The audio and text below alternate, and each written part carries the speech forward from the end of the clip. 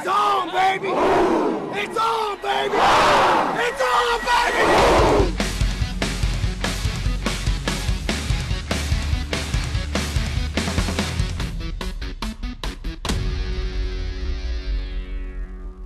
It's on every week, and it's on to week 6, which means the GWalk schools are in conference play. Welcome to Football Friday, brought to you by Donato's Pizzas, Salads, and Subs. I'm Eric Elkin, he is James Ryder. This is the time of year that we really start to figure out who the playoff contenders and the pretenders are. Let's get things going with our Football Friday game of the week. Sidney head coach Adam Dunn just told me during the preseason he thinks the GWalk North is wide open this year, and he wasn't kidding. Yeah, the Yellow Jackets are off to their first 4-1 start since 2007. They appear to have a real shot at the league title this year. But perhaps their toughest test comes in the first week of league play against Trotwood. Speaking of 2007, that's the last time the Rams lost a GWalk North game. Coincidence? Wow. I don't know. We'll find out. Let's see. Opening kickoff. Kennedy Coates fumbles. It recovers. Then fumbles again. James Parker picks it up. He hits the turf here. He was clearly down as we looked at it again, but the top 22 selection, Roland Walder, rips it away. Should have been down by contact, but it's not called. And look at this, Walder's off to the races. Tough way to start for Sidney, but Trotwood jumps out to a 7-0 lead. Putting on for Big Blue Nation. That is right. Rams have been reliant on the run this year, but going through the air here, Markel Stevens peppers the sophomore to Caleb Johnson. Trotwood's running away with this now, 27-0 after the first quarter. Second quarter, Rams extend the lead. Rondrick Bogan makes 4 Sidney defenders miss. You know, Dunn just is not going to like that on film on a Monday. And it's 95 yards to the house for Trotwood. They get the big win, 59-21. We just really wanted to come in, and we didn't know what the elements of the game would be. So we just wanted to come in and do whatever we could to try to get a score. And special teams was one of the first scores we had. So we just continued that momentum and just tried to go in from halftime to continue our success. All right, GWalk Central. Centerville didn't have the start to the first half of the season that it wanted, but the schedule was absolutely brutal for the Elks. 2 of their losses by a combined 3 points, and another loss in the pit against Elder. But now for the Elks, if they want to go to the postseason, they need to go on a good run here in league play, and it starts tonight against Fairmont. These two, they played an overtime thriller a year ago. Fairmont, they want that one back. They missed on it. They lost on a missed extra point in OT. Top 22 selection, Jacob Harrison leading the Elks into the rivalry game at home. Firebirds, though, striking first after a Centerville fumble. Nick Moreland punches it in for an 8-0 lead. The Elks, though, quickly answer. Caleb Anthony finding pay dirt. We're tied at 8 after that long pass play to set that up.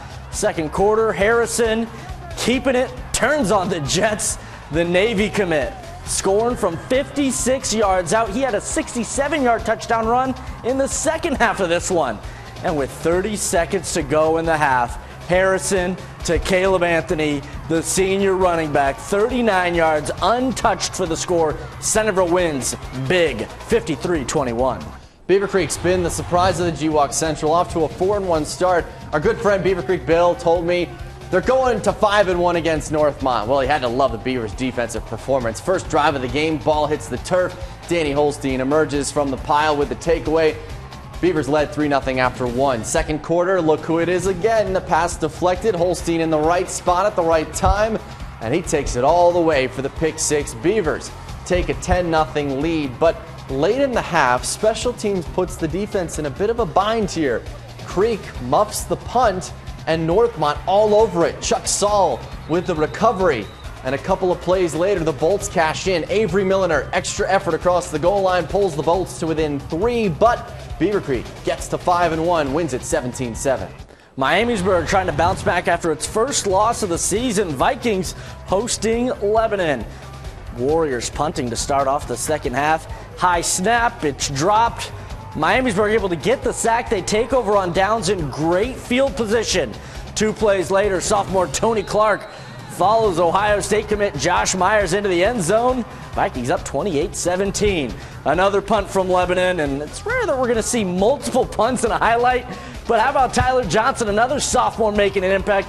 He gets a block that's initially drawing a flag, and it would be waved off. Gets a good chunk of yards on the return, and then it's Clark again for 6. Miamisburg 5-1 with a 35-17 win. Wayne entered week 6 as the only remaining unbeaten team in all of the GWalk, making the trip out to Springfield. First quarter, Messiah DeWeaver finding Matthew Wilcox, and Wilcox with some nice yardage after the catch, couple of nice moves, 15 yards on the play. DeWeaver kind of liked that play, so let's draw it up again. Sling it on over to Wilcox again. And this time, Wilcox finishes off the run after the catch for the touchdown. You know, they have so many weapons. We've seen Wayne kind of spread it around. This was working so well. Why not do it again? He finds Wilcox again, does DeWeaver. This time for a 25-yard pickup, and then DeWeaver's like, okay, cool, I'll have to spread the love a little bit. Scrambling to his right, finds Blue Smith in the end zone. Look at the touch, just gets through the Springfield defender's hands, and Wayne wins 35-0 at Springfield. Coming up next on Football Friday, more GWalk North showdowns. We head to Piqua and Troy. That's coming up next. Welcome back to Football Friday. After starting the year 3-0, Butler has lost 2 straight. Meanwhile, Piqua is also off to a 3-2 start and led by one of the GWalk's top running backs, Darian Tips Clemens. He's rushed for 11 touchdowns entering tonight.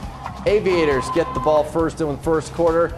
Chandler Crane finding Traylon Sanders for the 65-yard touchdown catch, and Butler, just like that, flying out to a 7-0 lead.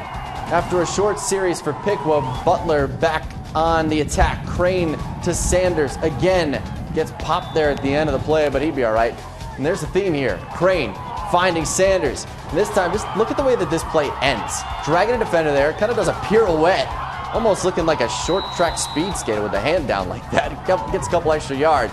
Crane forced out of the pocket then, but this time we'll find Aaron Fields all alone in the end zone. Aviators will jump out to a 14-0 lead and hold on to win 28-21. Greenville had real hopes of making the playoffs for the 3rd time in program history. But the Green Waves offense has sputtered the last 2 weeks, held to only 20 points combined.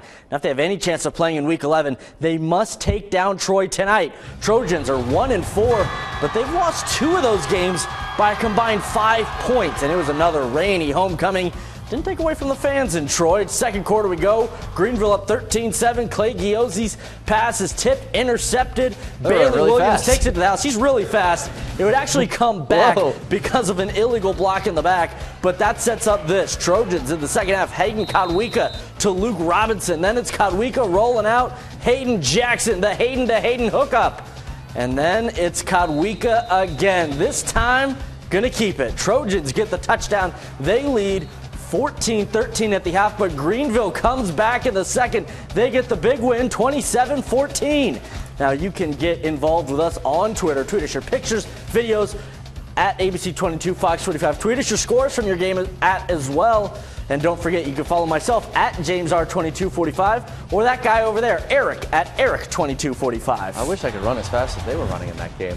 Well, since a Week 1 win, Bellbrook's dropped 4 straight, trying to snap the skid against 4-1 Valley View. Well into the first half, Bellbrook trying to take a 13-7 lead into the break. The field goal is no good, but there's a roughing the kicker penalty, so it's first down, and still 20 seconds left. David Vine with the fade ball to Nathan Cordonier. Makes the catch, but he's not celebrating. The touchdown wiped out by another flag, so 12 seconds left. Final play.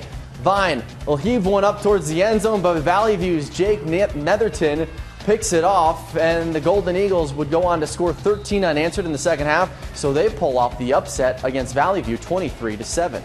Brookville trying to avoid the upset. They're 5-0 for the first time since 2008. That year, the Blue Devils went 10-0. They're taking on Oakwood. Pick things up in the second half, and it's Justin Heck keeping it, breaking a tackle, get off me.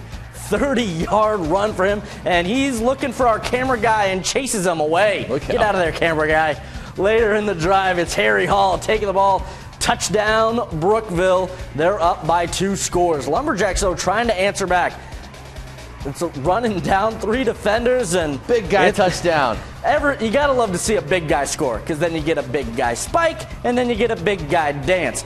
Brookville gets the win over Oakwood. And they're like, oh, what do I do? What do I do?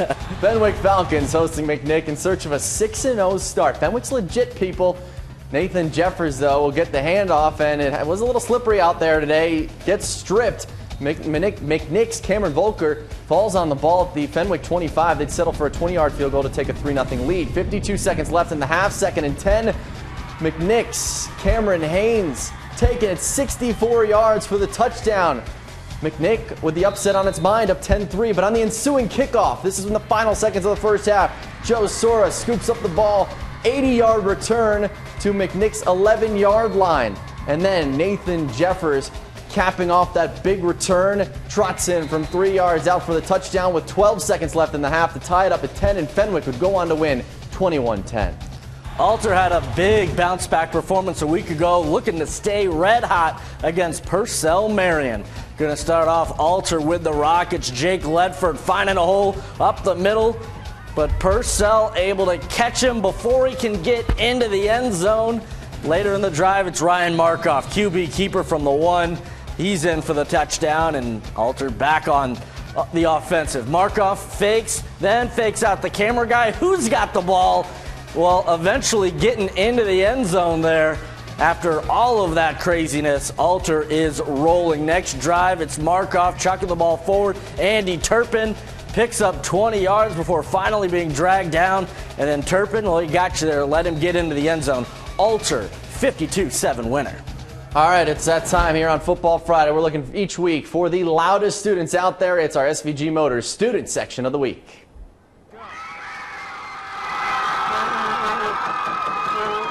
And congratulations to the West Liberty Salem Tigers, decked out in the whiteout. Good crowd on hand at West Liberty Salem. Unfortunately for the Tigers, the game did not go their way, but they're off to a very good start to this season despite tonight. Our scoreboard is powered by ScoreStream. Time to get you caught up with some of the scores from across the Miami Valley here in Week 6. We begin in the GCL. Carroll loses at home to Dayton 28-7, and CJ starting to get things going in the right direction, getting another win 28-6 over Roger Bacon. Let's get you some more scores in the GWalk. Springboro wins the GWalk South opener against Fairborn 28-7, and Xenia shuts out West Carrollton 43-zip. Couple upsets, we talked about it earlier. Bell Fountain beating the previously unbeaten Stebbins 17-14. Tip, they were rolling as well. They go down to Shawnee, who's now 2-4. Both of those games close. Runaway win for Kenton Ridge over Tecumseh, and Marion Local, well, you know, they do what they do. They win 35-13. Coming up next on Football Friday, a battle for OHC supremacy. Wait till you see the show one mechanics player put on. That's coming up next. We are the Fenwick Falcons, and you're watching Football Friday. And they should also say we're now 6-0. Fenwick's off to a great start. Undefeated. Well, since the Ohio Heritage Conference was formed in 2001, Mechanicsburg and West Liberty Salem have been the class of the league, to say the least. Over those 14 years, the two schools have combined to win the league 10 times, and it's already looking like the winner of tonight's matchup could again be the league champion. Mechanicsburg 5-0, visiting 4-1 West Liberty Salem, and the visitors won each of the last 3 regular season meetings. Might as well call this the Caleb Romero show. Romero from the gun, 50 yards, right up the gut, 6-0 Mechanicsburg, just like that. A little later, guess who it is again? Yep, it's Romero. Goes left this time, 5-yard touchdown run. It's 14-zip Mechanicsburg. And then this isn't a replay because he's going to the right this time. It's like a Cupid shuffle. Go to the left, go to the right, you know that whole thing. Romero with another score is 22-zip Mechanicsburg, and why not? Still in the first half, you just saw this. It's our play of the week. Romero, so shifty, another 50-yard touchdown run. Two-time defending state champion in wrestling, pound for pound, the best football player in the state. Indians would win 44-zip. Well, Tri-County North and Covington, they're both 4-1, but into the teeth of their schedule against one another. And it was Tri-County North starting off hot. Lane Gunder rolling out 17-yard pass to Colton Scott. Then Panthers go to the ground. Gunder, well, he kept it going all the way to the other end, and it's 7-zip. Panthers just 3 minutes into the game. But it wouldn't last long. Buccaneers' Ethan Herron taking the ensuing kickoff, bursting through the hole. He was tackled at Tri-County North's 40, which lead to a Lance Miller touchdown. And they weren't done. Jared Williams hops over tacklers, and he takes it to the house, 55 yards. Covington up 14-7 with a minute to go in the first. Covington would have to come back, and they win 28-21 on a halfback pass late in the fourth quarter. Our scoreboard powered by ScoreStream. Let's get you caught up with some of the other scores from across the Miami Valley here in Week 6. We begin in the GCL. Dayton beating Carroll 28-7. CJ starting to get things going in the right direction with a 28-6 win over Roger Bacon. Some more scores for you. Springboro getting a win against Fairborn 28-7. Xenia shuts out West Carrollton. Moving on, how about these upsets? Stebbins and Tippecanoe were both 5-0. They lose to teams that were 1-4 entering today. Big wins for Bellefontaine and Shawnee. Some big upsets there, and Kenton Ridge cruises no upset there over Tecumseh. Marion Local, no upset there either.